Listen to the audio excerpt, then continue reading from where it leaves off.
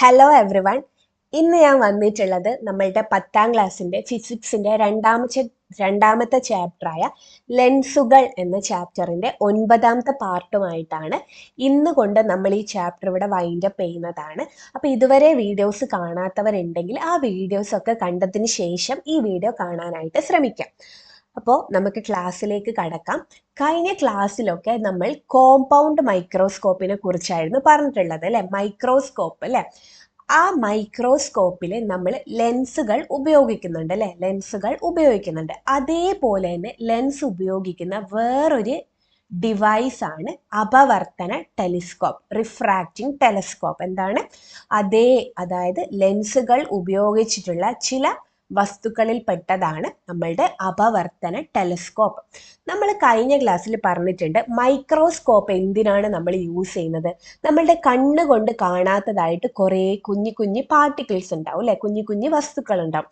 ആ വസ്തുക്കളെ നമുക്ക് ഒരു മൈക്രോസ്കോപ്പ് യൂസ് ചെയ്ത് നോക്കിക്കഴിഞ്ഞാൽ വലുതായിട്ട് കാണാനായിട്ട് പറ്റും അല്ലെ? വലുതായിട്ട് കാണാനായിട്ട് പറ്റും.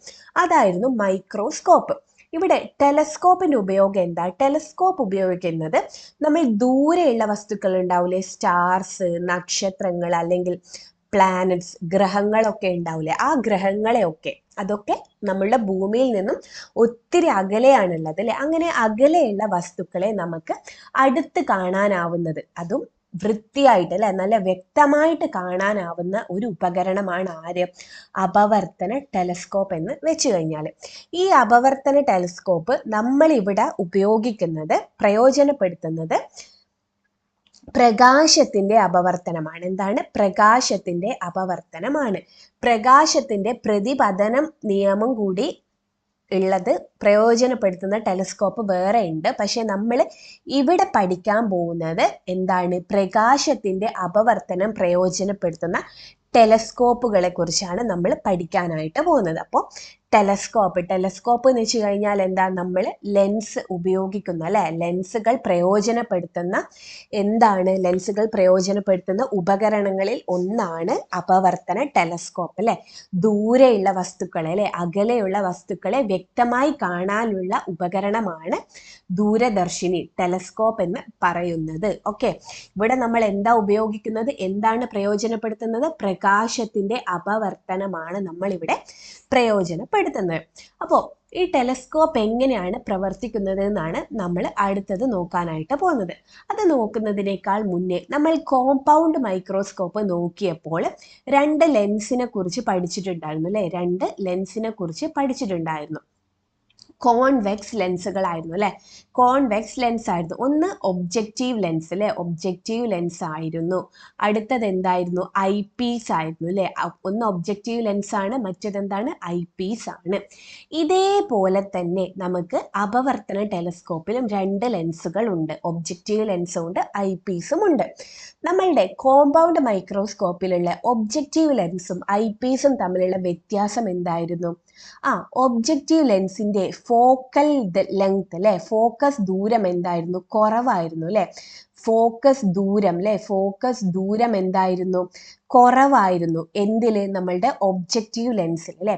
ഐ പീസിന്റെ ഫോക്കസ് ദൂരം എന്തായിരുന്നു?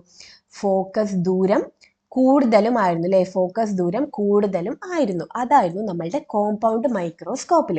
ഇതിന്റെ നേരെ വിപരീതമാണ് നമ്മളുടെ അപവർത്തന ടെലിസ്കോപ്പിൽ ഉള്ളത്. അപവർത്തന ടെലിസ്കോപ്പിലും 2 കോൺവെക്സ് ലെൻസ് ആണ് ഉള്ളത്. ആദ്യത്തെ ലെൻസ് ആണ് നമ്മളുടെ ഒബ്ജക്റ്റീവ് ലെൻസ് വലുതും നമ്മളുടെ ഐ പീസ് എന്താണ്? ചെറുതുമാണ്. ഒബ്ജക്റ്റീവ് ലെൻസ് വലുതും ഐ പീസ് എന്താണ്? ചെറുതും ആണ്. O എന്ന് വെച്ച് കഴിഞ്ഞാൽ ഒബ്ജക്റ്റീവ് ലെൻസ് കേട്ടോ. ഐ പീസിന്റെ ആണ് E കൊടുത്തിട്ടുള്ളത്.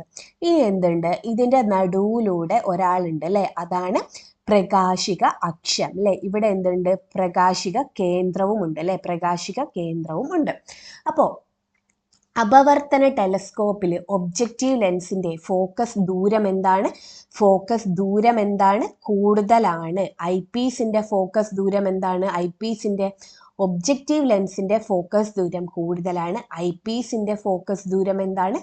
കുറവ് ആണ്. അപ്പൊ ഏറ്റവും കൂടുതൽ ഫോക്കസ് ദൂരം ടെലസ്കോപ്പിൽ ഒബ്ജക്റ്റീവ് ലെൻസിനാണോ അല്ലെ ഐ പീസിനാണോ? ഒബ്ജക്റ്റീവ് ലെൻസിനാണ് ഫോക്കസ് ദൂരം കൂടുതൽ. അപ്പോൾ ഈ ഒരു ഒബ്ജക്റ്റീവ് ലെൻസിൻ്റെ ഫോക്കസ് ദൂരം ഏകദേശം ഇവിടെയാണെന്ന് നമുക്ക് കരുതാം. അതായത് വലിയ ഫോക്കസ് ആണ് അല്ലേ, ഫോക്കസ് ദൂരം കൂടുതലാണ്. ഒബ്ജക്റ്റീവ് ആയതുകൊണ്ട് FO എന്ന് കൊടുത്തു അല്ലേ. നമ്മൾ കോമ്പൗണ്ട് മൈക്രോസ്കോപ്പിനും ഇങ്ങനെ കൊടുത്തിട്ടുണ്ടായിരുന്നു അല്ലേ. അപ്പം ഇങ്ങനെ കൊടുത്തു. ഇനി നമുക്ക് ഇതാണ് നമ്മളുടെ ടെലസ്കോപ്പ് അല്ലേ, ഇതാണ് ഒബ്ജക്റ്റീവ് ലെൻസ്, ഇതാണ് ഐ പീസ്. ഇവിടെ ഒരു ട്യൂബ് പോലെയുള്ള ഒരു സംവിധാനം നിങ്ങൾക്ക് കാണാനായിട്ട് പറ്റും. ഈ ഒരു ഐ പീസ് നമ്മളുടെ ഇഷ്ടത്തിനനുസരിച്ച്, അതായത് ഇങ്ങോട്ടേക്ക് താഴ്ത്താനും പൊക്കാനും ഒക്കെയുള്ള സംവിധാനവും എന്തിലുണ്ട്? നമ്മളുടെ ടെലിസ്കോപ്പിൽ ഉണ്ട്. അപ്പോൾ ഇവിടെയാണ് നമ്മളുടെ ഒബ്ജക്റ്റീവ് ലെൻസ് വരുന്നത്, ഇവിടെയാണ് നമ്മളുടെ ഐ പീസ് വരുന്നത്. ഇവിടെ ഇപ്പോൾ ഒരു നക്ഷത്രം ഉണ്ട് എന്ന് വിചാരിക്കുക. നക്ഷത്രത്തിൽ നിന്നുള്ള ലൈറ്റ് നമ്മളുടെ എവിടെ വരും? ഒബ്ജക്റ്റീവ് ലെൻസിൽ തട്ടി അപവർത്തനം നടന്നതിന് ശേഷം ഇവിടെ അങ്ങനെ നമുക്കൊരു പ്രതിബിംബം രൂപീകരിക്കപ്പെടും അല്ലേ. ഈ പ്രതിബിംബത്തിനെ വലുതാക്കി കാണിക്കാൻ സഹായിക്കുന്നത് ആരാണ്? നമ്മളുടെ ഇതാണ് അല്ലേ, ഏത്? ഐ പീസ് ലെൻസ് ആണ് അല്ലേ. അപ്പോൾ പ്രകാശം ഏതിൻ്റെ? ദൂരെ നിന്ന് വരുന്ന അല്ലെ അകലെ നിന്ന് വരുന്ന വസ്തുക്കളുടെ പ്രകാശം നമ്മളുടെ കോൺവെക്സ് ലെൻസിൻ്റെ, ആദ്യത്തെ കോൺവെക്സ് ലെൻസ് ആരാണിത്? ഒബ്ജക്റ്റീവ് ലെൻസ് ആണ് അല്ലേ. ഒബ്ജക്റ്റീവ് ലെൻസിലേക്ക് വന്ന് തട്ടി അതിൻ്റെ ഫോക്കസ് ദൂരം കൂടുതലാണ് അല്ലേ, എന്നിട്ട് അതൊരു പ്രതിബിംബം രൂപീകരിക്കപ്പെടും. ആ പ്രതിബിംബത്തിനെ വലുതാക്കി കാണിക്കാൻ സഹായിക്കുന്നതാണ് ആര്? നമ്മളുടെ ഐ പീസ് അല്ലേ, നമ്മളുടെ ഐ പീസ്. അതുപോലെ തന്നെ അപ്പർച്ചർ എന്നൊരു വാക്ക് നിങ്ങൾ ഈ ഒരു ചാപ്റ്ററിന്റെ ഫസ്റ്റിൽ കേട്ടിട്ടുണ്ടാവും അല്ലെ. അപ്പർച്ചർ എന്ന് വെച്ച് കഴിഞ്ഞാൽ എന്താ? ഈ ഒരു ലെൻസും നോക്ക്, ഇതിലൂടെ ലൈറ്റ് കടന്നു പോവുകയാണെങ്കിൽ കൂടുതൽ എന്തുണ്ട്? ഏരിയ ഉണ്ട് അല്ലെ, കൂടുതൽ ഏരിയ ഉണ്ട്. ഇവിടെയോ കുറച്ചാണ് ഏരിയ ഉള്ളൂ അല്ലെ. അപ്പോൾ ഈ ഒരു ലെൻസ്, ഒബ്ജക്റ്റീവ് ലെൻസിന്റെ അപ്പർച്ചർ എന്താണ്? കൂടുതലാണ് എന്ന് പറയാനായിട്ട് പറ്റും. ഈ ഒരു ഐ പീസിന്റെ അപ്പർച്ചർ എന്താണ്? കുറവും ആണ് അല്ലേ.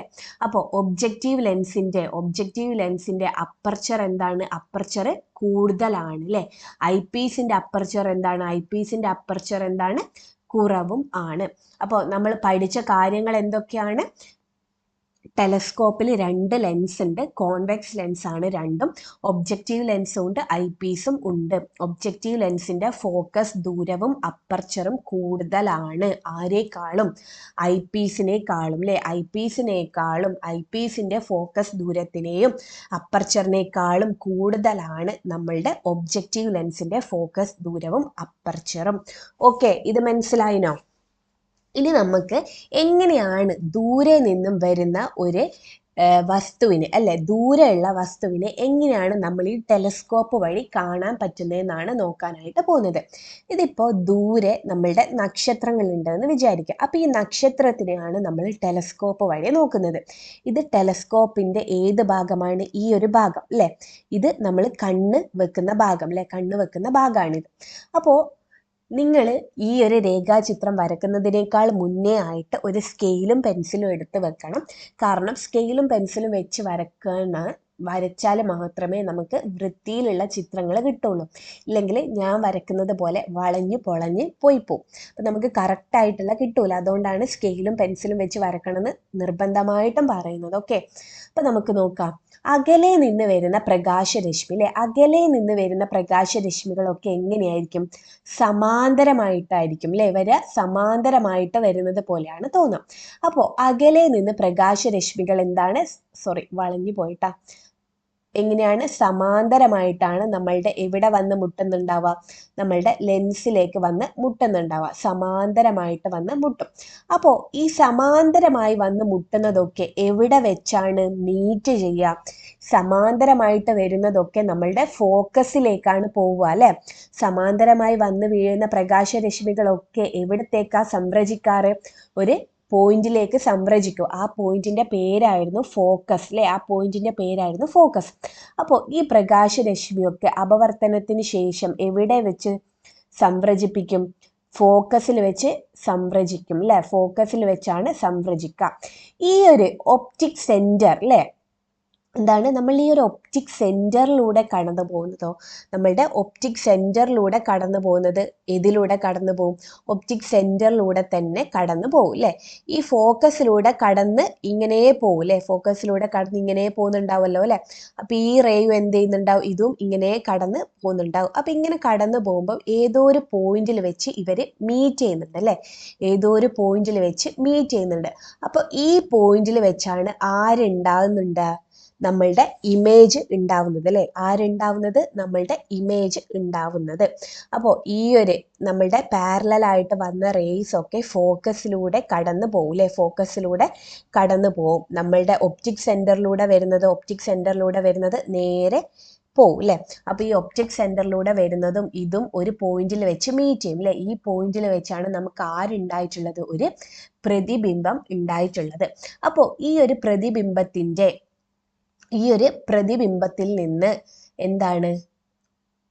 ലൈറ്റ് റേ പോവുമല്ലോ ഇതിലേക്ക്. കാരണം എന്താ? നമുക്ക് ദൂരെ നിന്ന് ഒരു വസ്തുവിൻ്റെ ഒരു ഇമേജ് ആണ് ഇവിടെ കിട്ടിയിട്ടുള്ളത്, പ്രതിബിംബം കിട്ടി.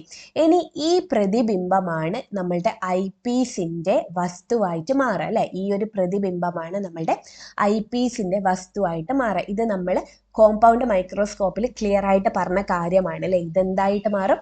ഐ പീസിൻ്റെ വസ്തുവായിട്ട് മാറും. അപ്പോൾ ഇതിൻ്റെ സമാന്തരമായിട്ട് പോകുന്നത് ഒരു പോയിന്റിലേക്ക് പോകും, അതുപോലെ സമാന്തരമായിട്ട് പോകുന്നത് ഒരു പോയിന്റിലേക്ക് പോകും. ഇവിടെയാണ് നമ്മൾ കണ്ണുകൊണ്ട് നോക്കുന്നത്. നമ്മളുടെ കണ്ണിൻ്റെ ഫോക്കസിലേക്കാണ് ഇത് വരുന്നത്. ഇനി നമ്മൾ കൂട്ടി വരക്കുകയാണെങ്കിൽ നമുക്ക് ഏകദേശം ഒരു പോയിന്റിൽ വെച്ച് മീറ്റ് ചെയ്യുന്നതായിട്ട് കാണാനായിട്ട് പറ്റും. അവിടെ വെച്ച് നമുക്ക് ഒരു മിഥ്യയായ പ്രതിബിംബം രൂപീകരിക്കപ്പെടുന്നതായിട്ട് കാണാനായിട്ട് പറ്റും അല്ലേ? ദൂരെ നിന്ന് വരുന്ന ആ ഒരു വസ്തുവിൻ്റെ പ്രകാശം അല്ലേ? ആ പ്രകാശം ഇതിലൂടെ തട്ടി അപവർത്തനത്തിന് ശേഷം ഒരു പോയിന്റിൽ വെച്ച് മീറ്റ് ചെയ്യും അല്ലേ? ഒരു പോയിന്റിൽ വെച്ചാണ് മീറ്റ് ചെയ്യുന്നത്. ആ മീറ്റ് ചെയ്യുന്ന പോയിന്റിലാണ് ആ വസ്തുവിൻ്റെ എന്തുണ്ടാവുന്നത്? പ്രതിബിംബം ഉണ്ടാവുന്നത്. ഈ ദൂരെയുള്ള വസ്തുവിൻ്റെ സൈസ് എങ്ങനെയായിരിക്കും? നല്ല വലുതായിരിക്കും അല്ലേ? നല്ല വലുതായിരിക്കും. ആ വസ്തുവിനെ അപേക്ഷിച്ച് നമുക്ക് ഇവിടെ ഉണ്ടായിട്ടുള്ള പ്രതിബിംബം എന്താണ്? ലേശം ചെറുതാണ് അല്ലേ? അങ്ങനെ ഈ ഉണ്ടായ പ്രതിബിംബം നമ്മളുടെ ഐ പീസിൻ്റെ എന്തായിട്ടാണ് നിൽക്കുക? നമ്മുടെ ഐ പീസിൻ്റെ വസ്തുവായിട്ട് ആക്ട് ചെയ്യും അല്ലേ? അങ്ങനെ ഈ വസ്തുവിൽ നിന്ന് ലൈറ്റ് നമ്മളുടെ കണ്ണിലേക്ക് വരും. അത് നമ്മൾ കൂട്ടി വരച്ചു കഴിഞ്ഞാൽ ഇവിടെയാണ് അതിൻ്റെ പ്രതിബിംബം രൂപീകരിക്കപ്പെടുന്നതായിട്ട് കാണാനായിട്ട് പറ്റുക. അപ്പോൾ ഇവിടുന്ന് വരുന്ന ലൈറ്റിൻ്റെയും ഇവിടുന്ന് വരുന്ന പ്രകാശവും ഇവിടെ വന്ന് മുട്ടി ഇമേജ് ഉണ്ടാക്കിയിട്ടുണ്ട് അല്ലെ? പ്രതിബിംബം ഉണ്ടാക്കിയിട്ടുണ്ട്. ഈ ഒരു പ്രതിബിംബത്തിന്റെ പ്രത്യേകതകൾ എന്തൊക്കെയാണ്? തല തിരിഞ്ഞിട്ടാണ് അല്ലെ? തല തിരിഞ്ഞിട്ടാണ് വരുന്നത്. വലിയ സൈസ് ഉള്ളതായിരിക്കും അല്ലെ? ഇവിടെയോ സൈസ് കുറവാണ്. പിന്നെ എന്താണ്? യഥാർത്ഥവുമാണ് അല്ലെ? ഇവിടെ നിന്നാണ് വരുന്നത്, അപ്പുറത്തെ സൈഡിലാണ് ഉണ്ടായിട്ടുള്ളത്. അപ്പോൾ യഥാർത്ഥവും ആണ്. ഇനി നോക്ക്, ഈ ഒരു ഇമേജിന്റെ, ഈ ഒരു പ്രതിബിംബത്തിന്റെ പ്രത്യേകതകൾ എന്തൊക്കെയാണ്? വലുതാണ് അല്ലെ? ഇതിനേക്കാളും വലുതാണ്. പിന്നെ എന്താണ്? മിഥ്യയുമാണ് അല്ലെ? കാരണം വസ്തു എവിടെയാണോ വെച്ചത് അതേ സൈഡിൽ തന്നെയാണ് നമ്മളുടെ പ്രതിബിംബവും രൂപീകരിക്കപ്പെട്ടിട്ടുള്ളത് അല്ലെ? അപ്പൊ എന്താണ്? മിഥ്യയുമാണ്. പിന്നെന്താണ്? വലുതുമാണ് അല്ലെ? വലുതും ആണ്. അപ്പൊ ഇങ്ങനെയാണ് നമ്മൾ ഒരു ടെലസ്കോപ്പ് വെച്ചിട്ട് ഒരു ഒബ്ജക്റ്റിനെ, ഒരു ഡിസ്റ്റന്റ് ദൂരെയുള്ള വസ്തുവിനെ കാണുന്നത്. നമുക്ക് ഒബ്ജക്റ്റീവ് ലെൻസും ഉണ്ട്, ഐ പീസും ഉണ്ട്. ഒബ്ജക്റ്റീവ് ലെൻസിന്റെ ഫോക്കസ് ദൂരം കൂടുതലാണ്, ഐ പീസിന്റെ ഫോക്കസ് ദൂരം കുറവാണ്. ദൂരെ നിന്നും വരുന്ന പ്രകാശം സമാന്തരമായി വരുന്നതായിരിക്കും പ്രകാശം. അത് ഫോക്കസിലൂടെ കടന്നു പോവും. ഫോക്കസിലൂടെ കടന്നുപോയി ഒരു പോയിന്റിൽ വെച്ച് മീറ്റ് ചെയ്യും. ആ പോയിന്റിലാണ് നമ്മളുടെ പ്രതിബിംബം ഉണ്ടാവുന്നത്. ആ പ്രതിബിംബം നമ്മളുടെ ഐ പീസിന്റെ വസ്തുവായിട്ട് മാറും അല്ലെ? എന്നിട്ട് നമ്മൾ കണ്ണ് വെച്ച് നോക്കുമ്പോൾ എന്താണ്? ഒരു വെർച്വൽ ഇമേജ് അല്ലെ? മിഥ്യയായിട്ട് നമുക്ക് കാണാനായിട്ട് പറ്റും. അപ്പോൾ ഇത്രയാണ് നമ്മളുടെ ടെലസ്കോപ്പിനെ കുറിച്ച് പഠിക്കാനുള്ളത്. ഇനി നമുക്ക് ഈ ഒരു ടേബിൾ ഫില്ല് ചെയ്യാം. ഈ ടേബിളിൽ ലെൻസ് കൊടുത്തിട്ടുണ്ട്, താരതമ്യം ചെയ്യാനും കൊടുത്തിട്ടുണ്ട്. ഒബ്ജക്റ്റീവ് ലെൻസിന്റെ ഫോക്കസ് ദൂരം എന്തായിരുന്നു? ഒബ്ജക്റ്റീവ് ലെൻസിന്റെ ഫോക്കസ് ദൂരം കൂടുതലാണ് അല്ലെ? കൂടുതലായിരുന്നു. ഐ പീസിൻ്റെയോ കുറവാണ് അല്ലെ? കുറവാണ്. അപ്പർച്ചർ ഒബ്ജക്റ്റീവ് ലെൻസിന്റെ കൂടുതലാണ് അല്ലെ? ഐ പീസിന്റെ കുറവാണ് അല്ലെ? കുറവാണ്. കൂടുതലാണ് അല്ലെ. ഒബ്ജക്റ്റീവ് ലെൻസിന്റെ ഫോക്കസ് ദൂരവും അപ്പർച്ചറും എന്താണ് കൂടുതലാണ്. ഐ പീസിന്റെ അപ്പർച്ചർ ഫോക്കസ് ദൂരം കുറവാണ്. രൂപപ്പെടുന്ന പ്രതിബിംബത്തിന്റെ സവിശേഷതകൾ. ഒബ്ജക്റ്റീവിന്റെ എന്തായിരുന്നു, നമുക്ക് ചെറുതായിരുന്നു അല്ലെ, ചെറുതായിരുന്നു. പിന്നെ എന്താണ്, യഥാർത്ഥമായിരുന്നു അല്ലെ, യഥാർത്ഥമായിരുന്നു. ഐ പീസിന്റെ എന്തൊക്കെയാണ് പ്രത്യേകത, വലുതായിരുന്നു അല്ലെ, വലുതായിരുന്നു. പിന്നെ എന്താണ്, മിഥ്യയും ആയിരുന്നു അല്ലെ, മിഥ്യ ആണ്. അപ്പൊ ഇതാണ് ആ ഒരു രൂപപ്പെടുന്ന പ്രതിബിംബത്തിന്റെ സവിശേഷതകൾ. ഇനി നമുക്ക് കുറച്ച് ക്വസ്റ്റ്യൻസ് താഴെ കൊടുത്തിട്ടുണ്ട്, അത് നമുക്ക് നോക്കാം. ടെലിസ്കോപ്പിൽ പ്രതിബിംബം രൂപീകരിക്കുന്നത് എങ്ങനെയാണെന്ന് നോക്കാം. വസ്തുവിന്റെ സ്ഥാനം എവിടെയാണ്, നമ്മളുടെ വസ്തു എവിടെയാണുള്ളത്, വളരെ അകലെയാണ് അല്ലെ, ദൂരെയാണ് അല്ലെ, വളരെ അകലെയാണ്. ഒബ്ജക്റ്റീവിന്റെ ഫോക്കസ് ദൂരം കുറവാണോ അല്ലെ കൂടുതലാണോ, ഒബ്ജക്റ്റീവിന്റെ ഫോക്കസ് ദൂരം കൂടുതലാണ് അല്ലെ. ഒബ്ജക്റ്റീവിന്റെ ഫോക്കസ് ദൂരം കുറവ് ഏതിലായിരുന്നു, കോമ്പൗണ്ട് മൈക്രോസ്കോപ്പിലായിരുന്നു. ടെലിസ്കോപ്പിൽ ഒബ്ജക്റ്റീവിന്റെ ഫോക്കസ് ദൂരം കൂടുതലാണ്. ഒബ്ജക്റ്റീവ് രൂപീകരിക്കുന്ന പ്രതിബിംബത്തിന്റെ പ്രത്യേകത എന്ത്, ഒബ്ജക്റ്റീവ് എന്തായിരുന്നു, ചെറുതുമായിരുന്നു, യഥാർത്ഥവുമായിരുന്നു അല്ലെ. നമ്മളുടെ ഐ പീസ് ആണെങ്കിൽ വലുതും മിഥ്യയുമാണ് ഉണ്ടാക്കിയിട്ടുള്ളത്. ഈ പ്രതിബിംബം ഏത് ലെൻസിന്റെ വസ്തുവായാണ് വർത്തിക്കുന്നത്, ഏത് ലെൻസിന്റെ വസ്തുവായിട്ടാണുള്ളത്, നമ്മളുടെ ഐ പീസിന്റെ അല്ലെ. ഒബ്ജക്റ്റീവ് ഉണ്ടാക്കുന്ന പ്രതിബിംബം ആരെ വസ്തുവായിട്ടാണുള്ളത്, ഐ പീസിന്റെ വസ്തുവായിട്ടാണ് ഉള്ളത്. ഏത് ലെൻസിലൂടെയാണ് പ്രതിബിംബത്തെ നിരീക്ഷിക്കുന്നത്, പ്രതിബിംബത്തെ നമ്മൾ ഏത് ലെൻസിലൂടെയാണ് നിരീക്ഷിക്കുന്നത്, ഐ പീസിലൂടെ അല്ലെ. ഐ പീസിലൂടെ നാം കാണുന്ന പ്രതിബിംബം എന്താണ്, മിഥ്യയാണ് അല്ലെ, മിഥ്യയാണ്. എവിടെയാണോ നമ്മളുടെ വസ്തു ഉള്ളത് അതേ സൈഡിൽ തന്നെയാണ് നമ്മളുടെ പ്രതിബിംബവും ഉണ്ടായിട്ടുള്ളത്, അതുകൊണ്ട് അതെന്താണ്, മിഥ്യയാണ്. ടെലിസ്കോപ്പിൽ വളരെ അകലെയുള്ള വസ്തുവിന്റെ ചെറുതും യഥാർത്ഥവും തലകീഴായതുമായ പ്രതിബിംബം ഒബ്ജക്റ്റീവ് രൂപീകരിക്കുന്നു അല്ലെ. ഒബ്ജക്റ്റീവ് ലെൻസ് രൂപീകരിച്ച പ്രതിബിംബത്തെയാണ് നാം ഐ പീസിലൂടെ നിരീക്ഷിക്കുന്നത്. ഈ പ്രതിബിംബത്തിന്റെ സ്ഥാനം ഐ പീസിന്റെ ഫോക്കസിനും പ്രകാശിക കേന്ദ്രത്തിനും ഇടയിലായതിനാൽ ഐ പീസ് രൂപീകരിക്കുന്ന മിഥ്യയായ പ്രതിബിംബം നമുക്ക് കാണാൻ കഴിയുന്നു. ഇവിടെ എന്താണ്, നമ്മളുടെ ഒബ്ജക്റ്റീവ് ലെൻസ് രൂപീകരിക്കുന്ന പ്രതിബിംബം എവിടെയാണുള്ളത്, ഈ ഒരു ലെൻസിന്റെ ഫോക്കസിന്റെയും ലെൻസിന്റെയും ഇടയിലായിട്ടാണുള്ളത് അല്ലെ. അപ്പൊ എന്താണ്, ഇങ്ങനെ വന്നു കഴിഞ്ഞാൽ നമുക്ക് മിഥ്യ പ്രതിബിംബമാണ് രൂപപ്പെടാൻ നമ്മൾ പഠിച്ചിട്ടുണ്ടായിരുന്നു അല്ലെ ക്ലാസ്സിൽ. അപ്പോൾ ഈ ഒരു വസ്തുവിന്റെ അതേ സൈഡിൽ തന്നെ നമുക്ക് പ്രതിബിംബം കാണാനായിട്ട് പറ്റും. ടെലിസ്കോപ്പ് നിർമ്മിക്കുമ്പോൾ ഒബ്ജക്റ്റീവ് ലെൻസിന്റെ ഫോക്കസ് ദൂരവും ഐ പീസ് ലെൻസിന്റെ ഫോക്കസ് ദൂരവും പരിഗണിച്ചു കൊണ്ടായിരിക്കണം ടെലിസ്കോപ്പിന്റെ കുഴലിന്റെ നീളം എടുക്കേണ്ടതെന്ന് വ്യക്തമായല്ലോ. ഈ ടെലിസ്കോപ്പിന് ഒരു കുഴലുണ്ട് അല്ലെ, ഈ ഒരു കുഴലിന്റെ നീളം നമ്മളുടെ ഒബ്ജക്റ്റീവ് ലെൻസിന്റെയും ഐ പീസിന്റെയും ഫോക്കസ് ദൂരത്തിന് അനുസരിച്ചായിട്ട് വേണം നമ്മൾ എടുക്കാനായിട്ട്. ടെലിസ്കോപ്പിൽ എങ്ങനെയാണ് അകലെയുള്ള വസ്തുക്കളുടെ രൂപം വ്യക്തമായി ലഭിക്കുന്നത് എന്ന് മനസ്സിലായോ, നമുക്ക് മനസ്സിലായ കാര്യമാണ് അല്ലെ, ടെലിസ്കോപ്പ് ഉപയോഗിച്ച് എങ്ങനെയാണ് വസ്തുക്കളുടെ രൂപം കിട്ടുന്നതെന്ന്. നമുക്ക് ഒരു ടെലിസ്കോപ്പ് നിർമ്മിച്ചു നോക്കാം. നിങ്ങൾക്ക് താല്പര്യമുണ്ടെങ്കിൽ ഈ ഒരു ബോക്സ് വായിച്ചതിന് ശേഷം ടെലിസ്കോപ്പ് നിർമ്മിക്കാനാവുന്നതേ ഉള്ളൂ. വളരെ എളുപ്പത്തിൽ നമുക്ക് നിർമ്മിച്ചെടുക്കാനായിട്ട് പറ്റും. അതിന് വേണ്ടത് 1 മീറ്റർ നീളമുള്ള ഒരു PVC പൈപ്പും 2 ലെൻസ് വേണം, ഒബ്ജക്റ്റീവ് ലെൻസും വേണം, ഐ പീസും. 2 കോൺവെക്സ് ലെൻസ് വാങ്ങിച്ചാൽ മതി കേട്ടോ. അതായത് ഒരു 50 സെന്റിമീറ്റർ, ഇവിടെ പറഞ്ഞിട്ടുണ്ട് 5 സെന്റിമീറ്റർ അല്ലെങ്കിൽ 10 സെന്റിമീറ്റർ വ്യാസവും 50 സെന്റിമീറ്റർ അല്ലെങ്കിൽ 100 സെന്റിമീറ്റർ ഫോക്കസ് ദൂരമുള്ള 2 കോൺവെക്സ് ലെൻസ് അല്ലെ. ഒന്നിന്റെ 5 സെന്റിമീറ്റർ വ്യാസവും മറ്റേന്റെ 10 സെന്റിമീറ്റർ വ്യാസവും. ഒന്നിന്റെ ഫോക്കസ് ദൂരം 50ഉം മറ്റേന്റെ ഫോക്കസ് ദൂരം 100ഉം അല്ലെ. അങ്ങനെയാക്കി എടുത്തതിന് ശേഷം നമ്മൾ ഫിക്സ് ചെയ്തിട്ട് നോക്കാനാണ് പറഞ്ഞിട്ടുള്ളത്. ഓക്കെ, ഇതൊക്കെ നിങ്ങൾക്ക് എളുപ്പത്തിൽ ചെയ്തെടുക്കാനായിട്ട് പറ്റും. താല്പര്യമുള്ള ആൾക്കാർക്ക് ഇത് വായിച്ചതിന് ശേഷം ചെയ്യാവുന്നതാണ്. അതുപോലെ തന്നെ എന്തുകൊണ്ടാണ് ടെലിസ്കോപ്പ് ഉപയോഗിച്ച് സൂര്യനെ നോക്കരുത് എന്ന് പറയുന്നത്, അന്വേഷിച്ച് കണ്ടെത്തുക. നമ്മൾ ടെലിസ്കോപ്പ് ഉപയോഗിച്ച് സൂര്യനെ നോക്കരുതെന്ന് പറയുന്നത് കേൾക്കാം. അതെന്തുകൊണ്ടാണ് എന്നാണ് ചോദിച്ചിട്ടുള്ളത്. അതെന്തുകൊണ്ടാണെന്ന് കണ്ടുപിടിച്ചതിന് ശേഷം നിങ്ങൾ കമൻറ്റ് സെക്ഷനിലൂടെ അറിയിക്കാം. അതുപോലെ തന്നെ നമ്മളുടെ ഈ ഒരു രണ്ടാമത്തെ ചാപ്റ്റർ ഇവിടെ വെച്ച് അവസാനിക്കുകയാണ്. നമുക്കതിൻ്റെ ഇനി വിലയിരുത്താൻ നോക്കാനുണ്ട്. അപ്പോൾ ഇതുവരെ എടുത്തതിൽ എന്തെങ്കിലും ഡൗട്ട് ഉണ്ടെങ്കിൽ കമൻറ്റ് സെക്ഷനിലൂടെ അറിയിക്കുക. ഒപ്പം ക്ലാസ്സിനെ കുറിച്ചുള്ള നിങ്ങളുടെ അഭിപ്രായങ്ങളും രേഖപ്പെടുത്താം. അപ്പോൾ എല്ലാവർക്കും all the best and thank you.